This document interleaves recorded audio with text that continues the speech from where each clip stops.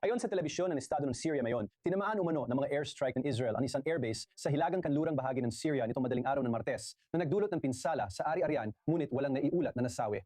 Wala pang pahayag ang Israel tungkol dito. Ngunit ayon sa ulat ng Syrian TV, walong magkakahiwalay na airstrike ang sumira sa runway sa hilagang kanlurang lalawigan ng Idlib, ngunit wala nang ibang detalye na ibinigay. Dagdag pa ng mga tagamasid ng digmaan sa Syria, ang Turkey na pangunahing sumusuporta sa gobyerno ng Syria ay nire-rehabilitate ang airbase na ito na kilala ring sentro ng mga dayuhang mandirigma sa loob ng maraming taon. Ngunit ang insidente ay nagudyok kay Tom Barrett, embahador ng US sa Turkey at espesyal na sugo sa Syria sa social media upang sabihin na kinumpirma niya ang mga airstrike ng Israel ayon sa kanya ay isang hindi kinakailangang paglala na hindi nakakatulong sa katatagan ng rehiyon. At kasama natin ngayon si retiradong embahador Cengiz Firat, dating embahador ng Turkey. At ikinagagalap naming makasama ka muli dito sa aming programa, Cengiz. Tingnan mo, may mga pangamba tungkol sa maling kalkulasyon ng Israel at Turkey. Alam mo, nakikita natin ito na kung totoo man, ayon sa mga sinasabi sa telebisyon ng Syria na tila kumpirmado rin ng mga Amerikano. Ang pinaghihinalaang mga airstrike ng Israel na tumama sa isang airbase sa Syria. Alam mo, gano'n nga ba kasela ng mga puntong ito ng tensyon, ang mga linyang ito ng alitan sa pagitan ng, sabihin na nating, Turkey at Israel sa ngayon? Sa tingin ko, nagiging lubhang irresponsable na ito. Nagiging medyo. Paano ko ba sasabihin? Para maging diplomatiko, kailangan nating siguraduhin na bukas ang mga linya ng komunikasyon. At palagi namin sinasabi na hindi dapat tayo lumampas pa. Pero bukod sa mga salita mula sa magkabilang panig, ano ang nakikita natin?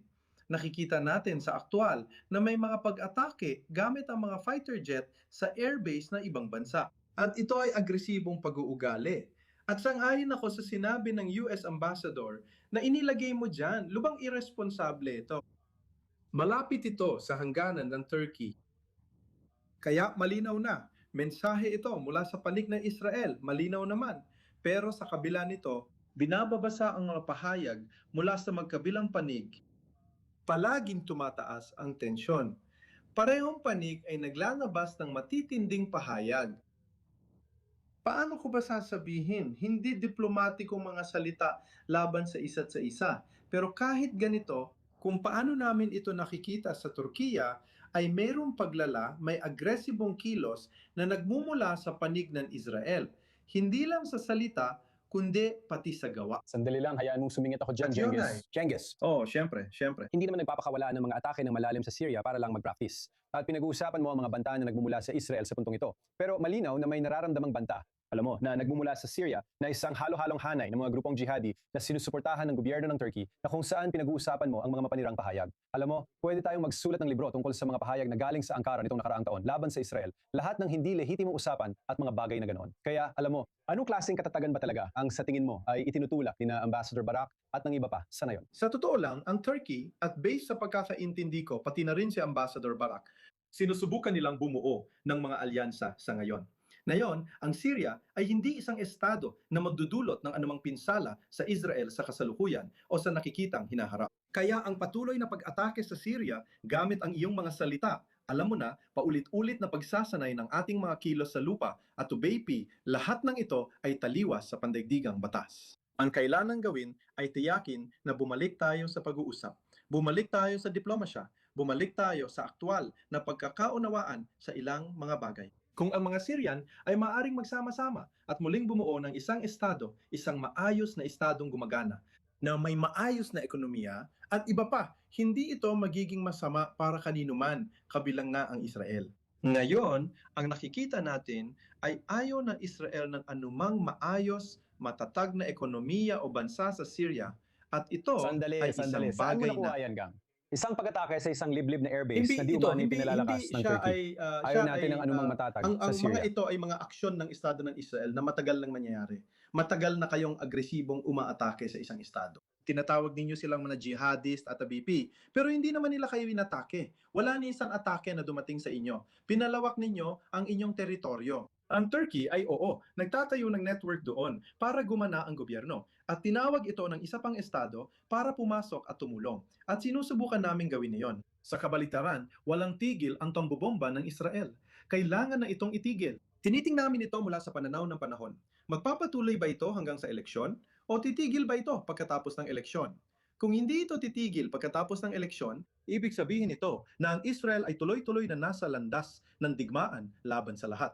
At kung gusto mong magkaroon ng isa pang bansa tulad ng Turkey sa iyong landas ng digmaan, sige lang, hindi ko ito inirerekomenda kahit kailan. Ito ay napakapabigla-bigla, napaka hindi diplomatiko na paraan ng pag-usad. O talagang hindi ito diplomatiko, pero ang pahayag na walang banta na nagmumula sa Syria, mukhang ibang pananaw ng mga gumagawa ng desisyon sa Israel dyan. Kung totoo man na ito ay isang Israeli strike sa Syria muli.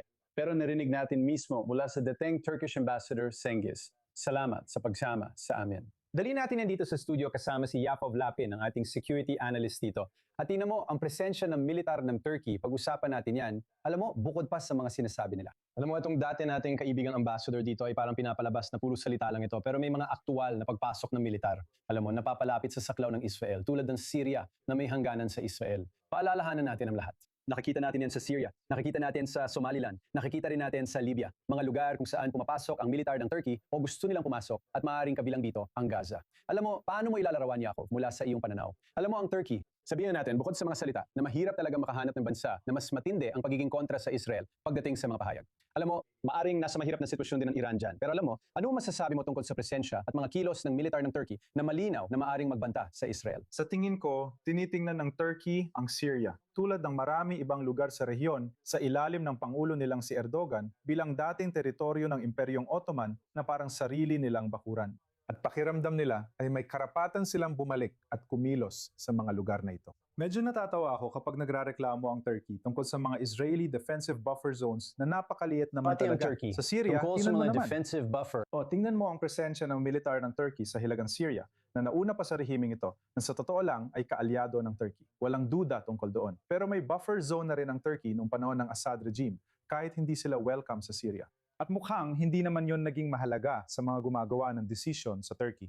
Alam mo, hindi pa nga natin sinisimulan pag-usapan ang Cyprus at iba pang mga lugar na okupado ng militar ng Turkey. Kaya sa totoo lang, nakakatawa para sa akin ang ganitong pananalita. Pero tingnan mo, sa huli, ang meron tayo dito ay isang napakalimitadong larawan. Malinaw kung ipagpapalagay natin, gaya ng sabi mo, na ito ay Israel, may natanggap na intelihensya tungkol sa isang nagbabantang kakayahan. Hindi mismo ang paliparan ng target. Ang mahalaga ay kung ano ang balak ng Turkey na ilagay o i-deploy sa paliparan na yon. Hindi natin alam kung ano iyon. Maaring ito ba ay isang advanced na air defense system na posibleng magbanta ng seryoso sa kakayahan ng Israel na mag-operate sa himpapawid na iyon? Huwag nating kalimutan na ito rin ay isang daanan na di umano'y ginagamit papuntang Iran. Maaring ito ba ay kakayahan ng drone, radar, missiles o offensive defense? Hindi natin alam. Ito ay classified na impormasyon. Masasabi ko ang pamantayan ay para sa mga gumagawa Pero ng desisyon malinaw sa Israel naman. na magsabi, tara, atakihin ito malapit sa. Malapit sa hangganan Hindi ng ito Turkey. basta-basta lang. Napakadramatiko nito. Mensaheng para sa mga gumagawa ng desisyon sa Turkey na nagsasabing, hiniling namin, huwag ninyong i-deploy ito. Nakikita namin gagawin ninyo ito. Huwag ninyong gawin. Hindi ito ang unang beses, David, dahil alam natin yan. Noong Abril ng 2025, isang estratehikong airbase na tinatawag na T4 na nasa gitna ng disyertong Syrian sa sentro ng bansa ay naiulat na inatake ng Israel. Matapos, muli, may dumating na impormasyon ayon sa ulat na nagpapakita ng Turkey ay malapit ng maglatag ng mga mapanganib na kakayahang militar sa lugar na ito. Ngayon, ang isa pang issue ay hindi naman kinakailangang Turkey ang mapapagana ng mga kakayahang ito. Maaring ang rehimeng Syrian ang gagawa nito. At sino ba ang bumubuo sa rehimeng Syrian? Madaling maliitin ang banta ng mga jihadist kapag hindi ikaw ang tinatamaan nito. Pero alam natin na ang hukbong Syrian ay binubuo ng mga jihadist, mga fundamentalista, mga tao na ngakong sakupin ang Jerusalem. Parang Hamas ang tunog nila. Alam natin kung saan patungo ang ganitong pananalita. At pagkatapos ng Oktubre 7, hindi papayagan ng Israel na makabuo ang mga puwersang ito ng mga mapanganib na kakayahang militar.